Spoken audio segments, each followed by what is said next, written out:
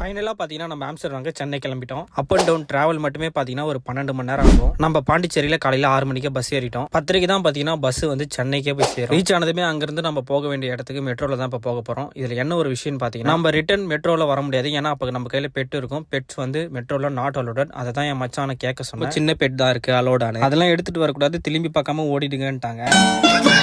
மெட்ரோலேருந்து இறங்கி இப்போ பார்த்தீங்கன்னா நம்ம ஆட்டோவில் தான் போகிறோம். நம்ம பார்த்தீங்கன்னா புளியந்தோப்பில் இருக்க பிகே பெட் ஃபார்மில் தான் வந்து ஆம்ஸ்டர் ஃபைனலாக பார்த்தீங்கன்னா நம்ம ப்ரோவை ரீச் பண்ணிட்டோம். இவரை நிறைய யூடியூப் வீடியோஸ்லையும் பார்த்துருப்பீங்க நீங்கள். இப்போதைக்கு பார்த்தீங்கன்னா இவர்கிட்ட தான் ஸ்டாக் இருக்குது. நம்ம ப்ரோ கிட்ட பார்த்தீங்கன்னா ஆம்ஸ்டர் மட்டும் ஸ்டாக் இல்லை, இன்னும் நிறையா இருக்குது. அடுத்த ஷார்ட்ஸில் அதெல்லாம் பார்க்கலாம். நாம இந்த பேரை தான் வாங்கியிருக்கோம். இதை தான் நம்ம வீட்டுக்கு எடுத்துகிட்டு போக போகிறோம். இதை பார்த்தீங்கன்னா நம்ம பேக் பண்ணிட்டாச்சு. இந்த கூட நம்ம இப்போ மெட்ரோவில் போக முடியாது, லோக்கல் ட்ரெயினில் தான் போய் ஆகணும். ஒரு ட்ரெயின் இல்லை 2 ட்ரெயின் மாறி ஆகணும். அப்பப்போ செக் பண்ண அப்போ தான் நம்ம ஆம்ஸ்டர் பார்க்குது இவன் நம்மளை எங்கேயோ கடத்திட்டு போகிறான்றதை கண்டுபிடிச்சிருச்சு. ட்ரெயின்லாம் மாறி ஒரு வழியாக பார்த்தீங்கன்னா பஸ்ல ஏறி உட்காந்துட்டோம். 5 மணி நேரம் டிராவலுக்கு அப்புறம் வீட்டுக்கே வந்துட்டேன். வீட்டில் வந்து செக் பண்ண நம்ம ஆம்ஸ்டர் சேஃபாக இருக்குது. இதோட கண்டினியூட்டி அடுத்த ஷார்ட்ஸில் பாருங்கள்.